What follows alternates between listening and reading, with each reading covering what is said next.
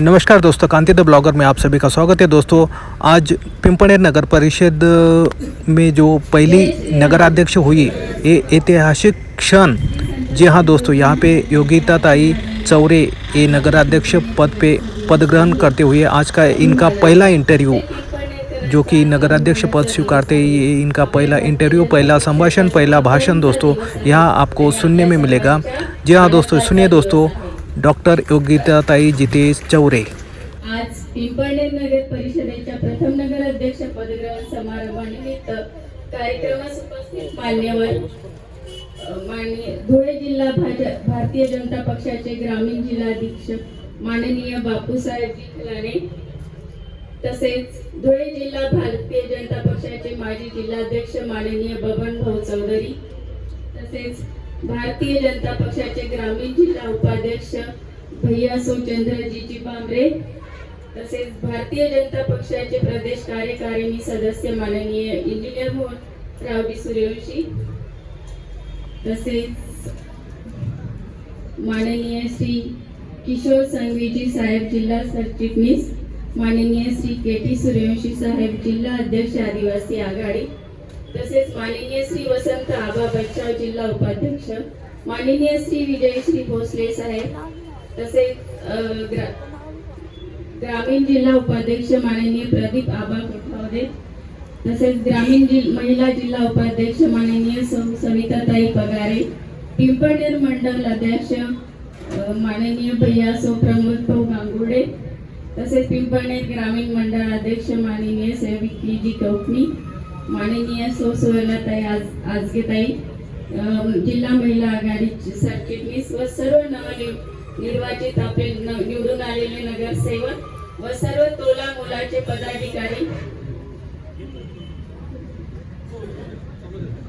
पदाधिकारी व माझे सर्व निष्ठावंत कार्यकर्ते, इथे उपस्थित सर्व ज्येष्ठ नागरिक व बंधू भगिनींनो,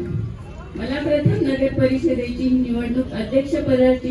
लढण्याची जी संधी तुम्ही भारतीय जनता पक्षाने दिली आहे, त्या सर्वांचे मी आधी आभार मानते व आपल्या राज्याचे लाडके मुख्यमंत्री नामदार देवेंद्रजी फडणवीस साहेब व आपल्या जिल्ह्याचे कर्तव्यदक्ष पालकमंत्री तथा पणन व राज्य शिष्टाचार मंत्री नामदार जयकुमार भाऊ रावल, माजी संरक्षण राज्यमंत्री डॉक्टर बाबासाहेब सुभाष भामरे व आमदार माजी शिक्षण मंत्री व माननीय अमरीशभाई पटेल यांच्या आशीर्वादाने लढण्याची ही जी संधी मला आज मिळाली, या सर्वांच्या वतीने मी संपूर्ण आभार मानते व या निवडणुकीसाठी त्यांनी नेमून दिलेली निवडणूक समन्वय सदस्य, ज्यांच्या अतिशय नियोजनबद्ध प्रचार यंत्रणेच्या कार्यक्रम व मार्गदर्शन यांच्याशिवाय जी ही निवडणूक पूर्ण राहिली असती किंवा जी आमच्याकडनं शक्य झाली नसती, असे सर्व सदस्य यांचे मी पूर्ण आभार मानते व त्यांच्या या आम्हाला संरक्षण निवडणुकीच्या प्रचारात जे आम्हाला त्यांनी संरक्षण वलय निर्माण करून दिलं होतं की त्यांच्याशिवाय आम्ही आत्मविश्वासामुळे ही निवडणूक लढलो आणि ती आज आपण नगर परिषदेवर आपल्या भारतीय जनता पार्टीचा झेंडा फडकवून दाखवला, हे त्यांच्याशिवाय आम्हाला शक्य नव्हतं। असे सर्व टीमचे मी मनापासून आभार मानते। तसेच आजच्या या पदाच्या ग्रहणासाठी मी आज इथे जी उभी आहे त्या माझा परिवार, माझे आई वडील, माझे सासू सासरे, माझ्या मैत्रिणी इथे ज्या उपस्थित आहे, माझे बंधू, तसेच सर्व माझ्या पक्षाचे जे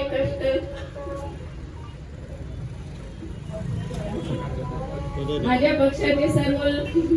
निष्ठावान कार्यकर्ते जे दिवस रात्र मेहनत करून आमच्या पाठीशी उभे होते, जे उपाशी राहून प्रत्येक वेळी आमच्या सोबत मॅडम चला आज इथे जाऊया, मॅडम चला आज आपण इथे, त्यांनी हात बोट धरून आमच्याशी जे कार्य करून घेतलंय ते कदाचित आज मला ते शक्य नव्हतं आणि फक्त ते त्यांच्यामुळे शक्य झालं आहे आणि मी त्यांच्यामुळे आज तुमच्या सर्वांसमोर उभी आहे। तसेच माझे सर्व पत्रकार बंधू व मीडियाचे जे काही बांधव आहेत त्यांचाही मी आभार मानते, कारण त्यांच्याशिवाय मी जनतेसमोर पोहोचू शकली नसती आणि मी जे काही मेहनत केली, आम्ही जी काही मेहनत केली पक्षाच्या वतीने सर्व कार्यकर्त्यांनी, ती त्यांच्यापर्यंत पोहोचली नसती व त्यांना ते आम्ही जी मेहनत घेतोय ती त्यांच्यापर्यंत पोहोचली नसती, म्हणून त्यांचे सर्वांचेही मी धन्यवाद मानते। तसेच आजचा हा जो क्षण आहे, भारतीय जनता पक्षाने माझ्यावर दाखवलेला विश्वास व त्यांनी दिलेल्या संधीमुळे, तसेच माझ्या पिंपळनेरकरांचे माझे association, doctor association, lab association व तसेच मेडिकल असोसिएशन यांच्या सर्वांचे मी मनापासून आभार मानते. यांच्या सहकार्याने आज हा दिवस मला बघायला मिळतोय. आणि सगळ्यात शेवटचं म्हणजे जो माझ्या पाठीचा कणा आहे, माझे मिस्टर डॉक्टर जितेश चौरे यांच्या